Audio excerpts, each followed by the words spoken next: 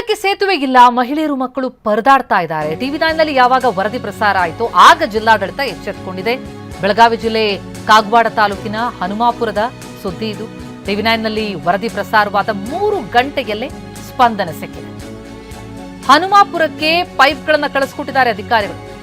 ಅಲ್ಲೊಂದು ಹಳ್ಳ ಇದೆ, ದಾಟಬೇಕು ಅಂತಂದ್ರೆ ಸೇತುವೆ ಬೇಕು. ಆ ಬಗ್ಗೆ ಬೆಳಕು ಚೆಲ್ಲಿತ್ತು ಟಿವಿ9. ನಮ್ಮ ವರದಿ ನೋಡ್ತಾ ಇದ್ದಂತೆ ಈಗ ಅಧಿಕಾರಿಗಳು ಪೈಪ್ಗಳನ್ನ ಕಳಿಸಿದ್ದು, ಹಳ್ಳಕ್ಕೆ ಅಡ್ಡಲಾಗಿ ಸೇತುವೆ ನಿರ್ಮಾಣಕ್ಕಾಗಿ ಪೈಪ್ಗಳನ್ನ ಶಿಫ್ಟ್ ಮಾಡಲಾಗಿದೆ.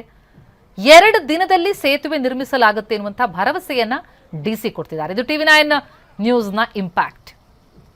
ಕೆರೆ ತುಂಬಿ ಹಳ್ಳದ ಮೂಲಕ ನೀರು ಹರಿದು ಹೋಗ್ತಾ ಇದೆ. ಶಾಲೆಗೆ ಹೋಗಬೇಕಾದಂತಹ ಮಕ್ಕಳು, ಮಹಿಳೆಯರು, ವೃದ್ಧರು ಎಲ್ಲರಿಗೂ ಕೂಡ ಪರದಾಟ, ಜೀವ ಪಣಕ್ಕಿಟ್ಟು ಅಲ್ಲಿ ದಾಟಬೇಕಾಗಿದೆ.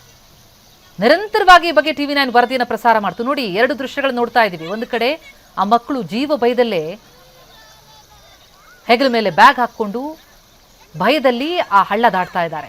ಹೆಚ್ಚು ಕಮ್ಮಿ ಆದರೆ ಅಪಾಯ ಕಣ್ಣಿಗೆ ರಾಚ್ತಾ ಇದೆ. ಈ ಬಗ್ಗೆ ಟಿವಿ9 ನಿರಂತರವಾಗಿ ವರದಿ ಮಾಡ್ತು.